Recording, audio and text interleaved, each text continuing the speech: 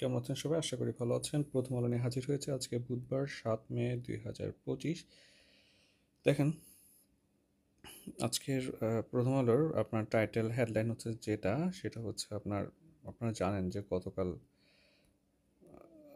আমাদের অনেকটা সুস্থ খালেদা জিয়া গতকাল আপনার চিকিৎসা সেবা শেষে বাংলাদেশে ব্যাক করেন এবং তিনি হচ্ছেন তার ফিরোজা ম্যানশনে অবস্থান করছেন।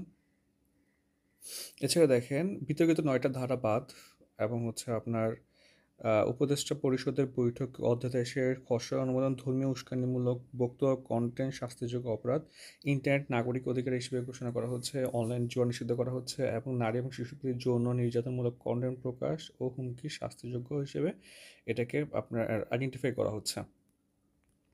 দেখেন, এবার ঈদুল আজহায় 10 দিনের ছুটি, মূলত ছুটি হচ্ছে 8 দিনের, আর বাকি যে 2 দিন সেই 2 দিন হচ্ছে আপনার 17 তারিখ আর সম্ভবত 23 তারিখ। এই 2 দিন হচ্ছে আপনাকে আগে কাজ করে ফেলতে হবে, মানে 2 শুক্রবারে আপনি কাজ করেন, একে 17 তারিখ একে 24 তারিখ।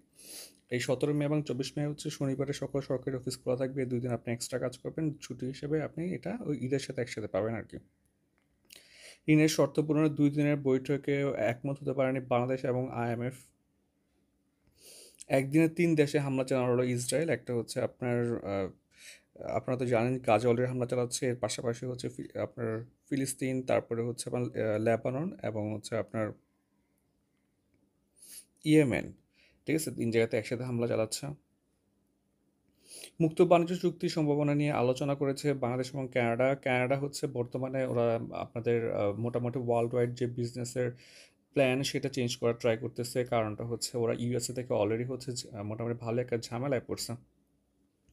তাহলে দেখেন, এখন যেহেতু তারা ইউএসতে ঝামেলায় পড়ছে, তারাও হচ্ছে এক্সপোর্ট করতে যাচ্ছে ওয়ার্ল্ড ওয়াইড, আমরা কিন্তু ওদের জন্য ভালো একটা আম, আপনার অথবা হতে পারি আর কি। ঠিক আছে, তো যাই হোক, রাজনীতিতে তরুণদের সক্রিয় অংশগ্রহণ বাড়ানোর আহ্বান জানিয়েছে প্রধান উপদেষ্টা। এখানে দুইটা ব্যাপার হচ্ছে আমি ভাবতেছি। প্রথম ব্যাপার হচ্ছে যদি ম্যাথ লেভেলে যদি আপনার চলে আসে ইয়ুথরা, তাহলে ওদের ইনকাম এবং হচ্ছে পলিটিক্স দুইটাকে সেপারেট করা লাগবে। পলিটিক্স করে যদি আপনি খাওয়া ইনকামের চিন্তা ভাবনা করেন, তাহলে যেটা হবে চাঁদাবাজি আবার বেড়ে যাবে। সো মানুষের মাথায় এটা সেট করতে হবে যে ভাই, যে এটা হচ্ছে ইয়াটা মানে আমাদের রাজনীতি হচ্ছে অনেকটা হচ্ছে আপনার কখনোই ইনকামের সোর্স হইতে পারে না, একমাত্র সোর্স হইতে পারে না, বরং আপনার রাজনীতি করে টাকা খরচ হবে। সো রাজনীতি করে টাকা খরচ হওয়ার জায়গায় রাজনীতি করলে যখন টাকা বাড়তেছে, তখন যেটা হচ্ছে আপনি হচ্ছেন করাপশনে এঙ্গেজ হচ্ছেন। সো তরুণদেরকে আপনার হচ্ছে সক্রিয় অংশগ্রহণ বাড়ানোর অবশ্যই প্রয়োজন আছে, কারণ তরুণরা না আসলে পরিবর্তন কে করবে। এর পাশাপাশি হচ্ছে এবং হচ্ছে ওদেরকে করাপশন বা এইসব ইস্যুতে হচ্ছে